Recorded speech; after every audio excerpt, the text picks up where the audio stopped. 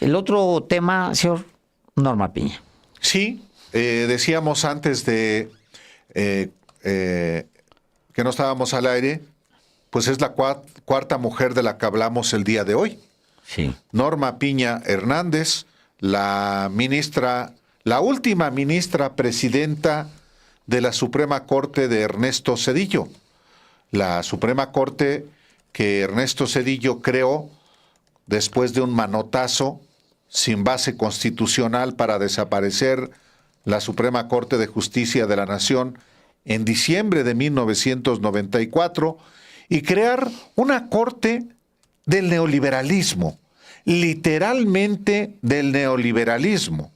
Una corte que llegó hasta el 1 de septiembre, en realidad hasta el 30 de agosto de este mismo año. Y 2 meses y 5 días después, Norma Piña Hernández, quien encabezó la última Suprema Corte de Justicia de la Nación del neoliberalismo, reaparece hoy en la Universidad Nacional Autónoma de México. Participa en un foro, El futuro de la justicia, independencia judicial en México y su entorno regional, organizado por el Instituto de Investigaciones Jurídicas de la UNAM, un instituto que se supone es el que hospeda, aloja, lo digo de esta manera, a las mejores mentes jurídicas de México y que sin embargo, pues han sido directores muy conservadores los que ha tenido este Instituto de Investigaciones Jurídicas. Bueno, Diego Valadez, que fue Procurador General de la República de Carlos Salinas y quien lo hizo ministro de la Corte y que duró solamente 7 meses y desde 1994 le seguimos pagando una pensión como ministro. Fue director del Instituto de Investigaciones Jurídicas, un detractor de la reforma al Poder Judicial de la Federación. Tuvo también el Instituto de Investigaciones Jurídicas un director, Pedro Salazar, que viene del ITAM, del mismo grupo de Lorenzo Córdoba, que de manera ilegal es hoy integrante del Instituto de Investigaciones Jurídicas. Y como estos, muchos que han tomado este Instituto de Investigaciones Jurídicas como un patrimonio propio. Hoy estuvo ahí Norma Piña Hernández y dijo cosas muy interesantes. Por ejemplo, que ha estado pensando cómo revertir la reforma al Poder Judicial que, dice ella, comenzó en realidad desde que hubo una sobrerepresentación en el Congreso de la coalición gobernante. Es decir, está mandando al diablo a las instituciones. Fue una determinación primero del Instituto Nacional Electoral y luego del Tribunal Electoral del Poder Judicial de la Federación, que formaba parte del mismo Poder Judicial que ella encabezaba. Pero dijo más. Dijo que pues los mexicanos son ignorantes. ¿A quién le conviene tener un pueblo preparado?, dijo en su disertación. Y también, Alejandro, que ella y los ministros de la Corte y jueces y magistrados hicieron todo por evitar la reforma. En realidad no hicieron todo. Dejaron de hacer lo más importante, una reforma impulsada por ellos mismos. Pero bueno, y más cosas. Se dijo sorprendida que de lo rápido que se dio el cambio en la reforma, en la transformación del Poder Judicial. Y dijo, pues comenzó con la sobrerepresentación electoral y agregó, si tienen controlado, si había una forma de cambiar la Constitución porque es nuestra base y se logró, con eso cambiaba la autonomía y la independencia del Poder Judicial, como si ella y el Poder Judicial que encabezaba hubieran sido tan autónomos y tan independientes. Independientes del pueblo. Pero, Alejandro, vamos a escuchar parte de lo que dijo la ministra presidenta Norma Piña. La ex ministra. Bueno, la ministra presidenta Norma Piña hasta el 30 de agosto de Correcto. este año. Porque está interesante. A ver, veamos esta parte. Es realmente impresionante, y yo creo que a ustedes también les pasó, estar oyendo a las anteriores conferencistas y estar con la imagen de lo que sucedió en México. Uno puede ir palomeando lo que ellas nos expusieron en un plano abstracto y académico, y fue lo que pasó exactamente en México. El hecho que siempre uno piensa que se puede hacer algo más, siempre, o sea, no es estoy conforme, no, siempre uno piensa que se pudo haber hecho algo más, pero sí quiero comentarles que se hizo todo lo que estuvo en nuestras manos hacer. Entre ellos, por ejemplo, no hablábamos yo sigo pensando que los jueces hablamos a través de nuestras sentencias, pero que también hay que darlas a conocer, porque no todos tienen la facilidad de leerle una sentencia. Pero miren, les voy a poner un ejemplo clarito. Entre los ministros no todos estábamos acostumbrados a salir a los medios. ¿Por qué? Porque somos juzgadores de carrera, acostumbrados a estar detrás de un escritorio estudiando, analizando los casos, viendo los expedientes, y ahí se debe tener cierta preparación y cierta facilidad para presentarse ante los medios. ¿Qué pasó? Pues nos pusimos de acuerdo y quien salió fue Javier. ¿Sí me explicó?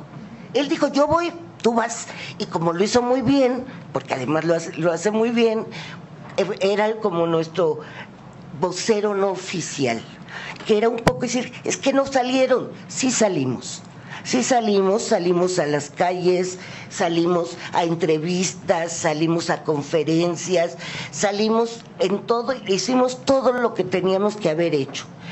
A mi juicio, fue la tormenta perfecta. Porque si en otros países, en Perú, en Costa Rica, en Brasil, en Ecuador, llevamos el mismo camino, ¿por qué en México explotó tan rápido? ¿Sí? ¿A qué se debió? Que aquí se consiguió en unos cuantos meses lo que han pretendido en los países con este tipo de ataques al Poder Judicial. Fue la tormenta perfecta. ¿Sí? ¿Qué sucedió? A mi juicio, lo que propició que tan rápido se diera este cambio fue la sobrerepresentación en el electoral. Eso fue. Si había una forma de cambiar la Constitución, porque es nuestra base, y se logró con eso cambiaba la independencia y la autonomía del Poder Judicial.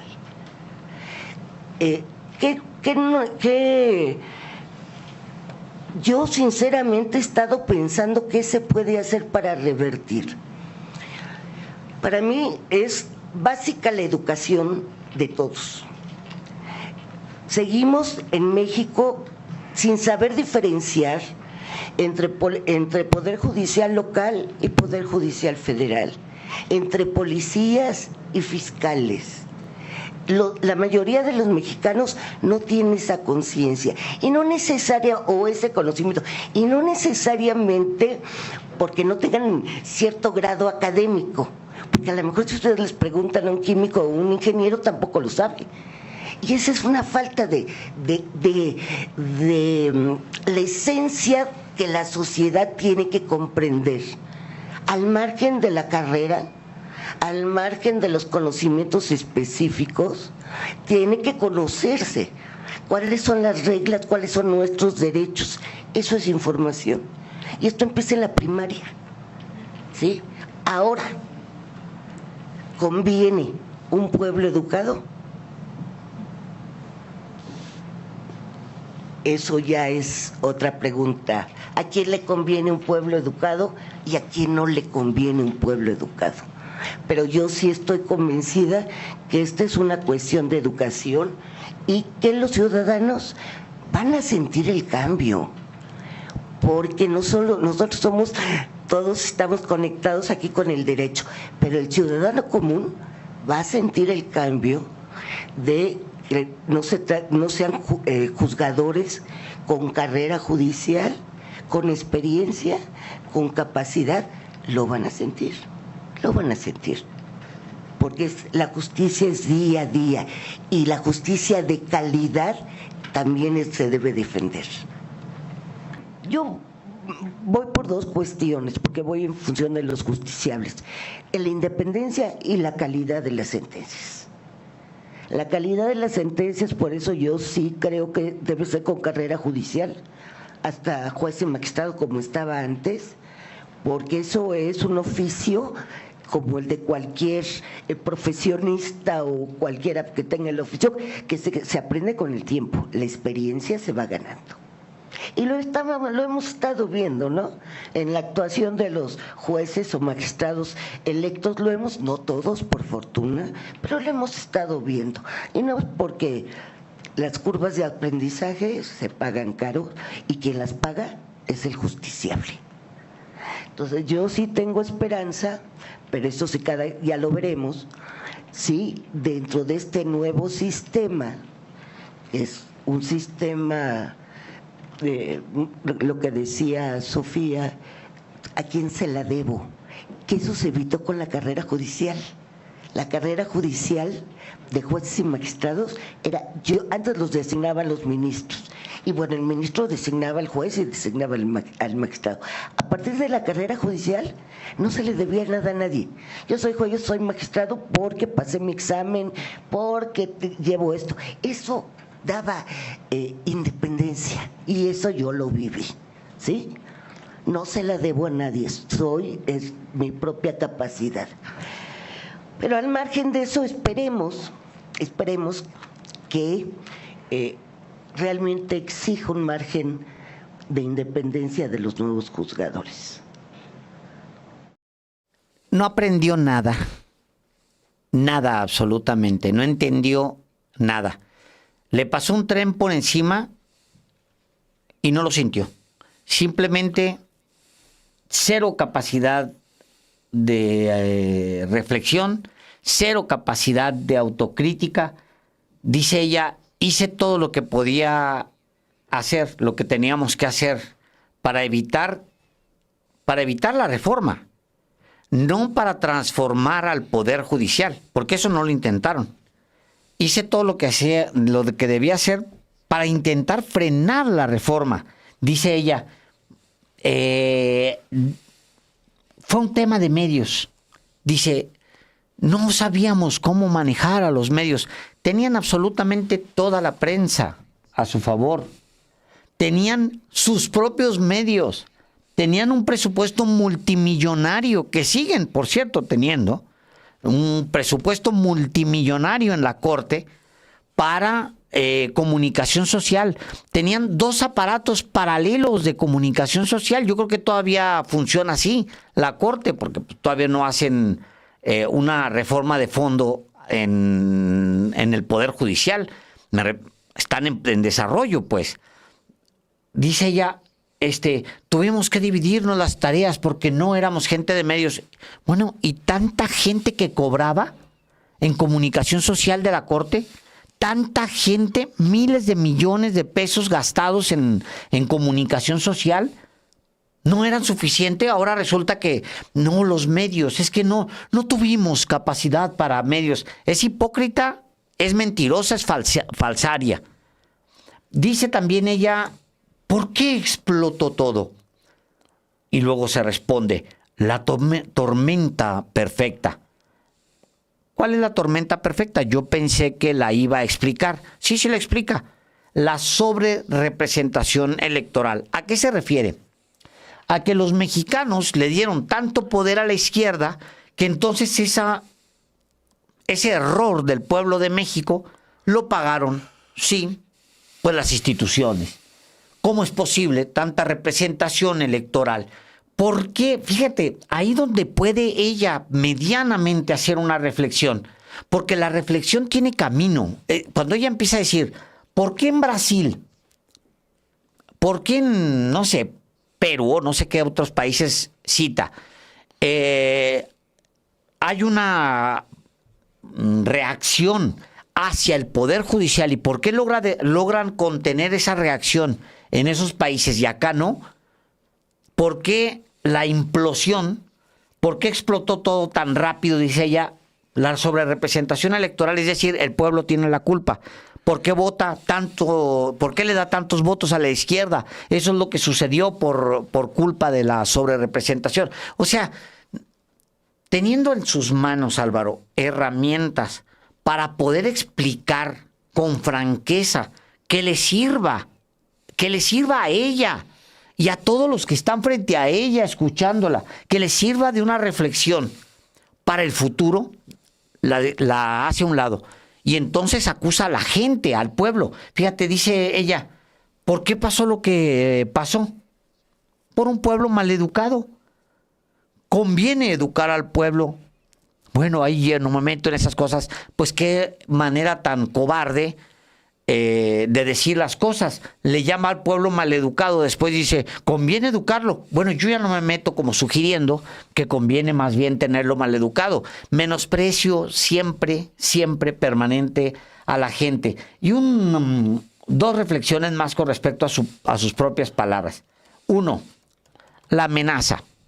Ella dice que los ciudadanos vamos a pagar por la reforma. Dice ella literal, van a sentir no ser juzgados, no tener juzgadores profesionales.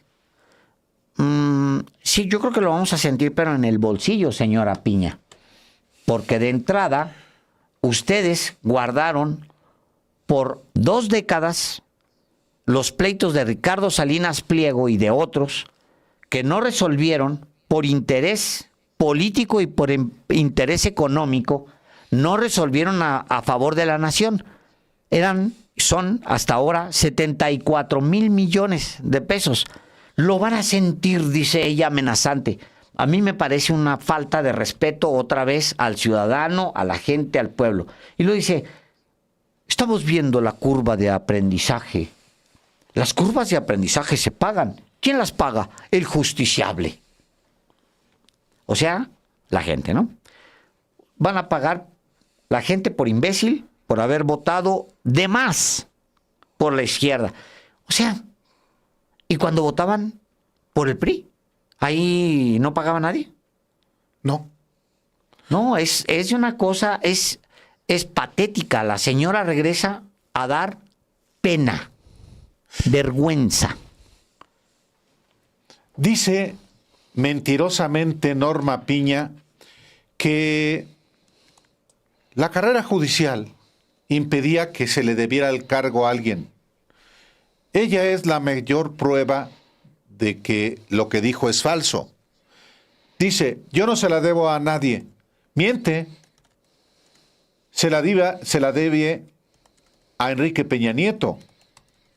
Dice, era la capacidad. Miente otra vez. Ella era como magistrada, una de las magistradas más mediocres, de las más improductivas, cuando Enrique Peña Nieto la manda a llamar a Los Pinos. Ella misma lo cuenta. Ella era una de las más mediocres magistradas conforme a los propios estudios de la Judicatura Federal. Pero se dice prima de Miguel Ángel Osorio Chong, son paisanos de Hidalgo. Es muy amiga también de quien fue consejero jurídico Castillejos, de Enrique Peña Nieto. Es decir, Piña es Peña. Y solamente en función de esa relación es que llega a ser ministra de la Corte. Y de rebote se encuentra con la presidencia de la Corte, cuando Yasmín Esquivel aspiraba y zúmbale, le exhiben una tesis que supuestamente plagió y que después de un proceso larguísimo se concluyó que no, con todos los asegúnes. Pero Norma Piña, como presidenta, asume una postura de carácter político. Intentó, por lo menos, una reforma, aunque fuera cosmética, ni eso. Se asumió como parte de la oposición. Y ya todo lo que aquí le hemos informado, sus reuniones secretas como aquella cena con su amigo Alejandro Moreno Cárdenas para presionar a los magistrados electorales. El 12 de diciembre de 2023, en pleno proceso electoral, estaba previsto que estuviera ahí presente el coordinador de la campaña de Xóchitl Gálvez, Santiago Krill. No llegó, pero estaba la intención de reunirse y entonces recordarles a los magistrados electorales que llegaron al cargo por el PRI y por el PAN, obviamente. Y luego más conductas, incluyendo sus reuniones clandestinas en la casa de Federico Reyes Heroles. En fin, Alejandro, yo concluyo.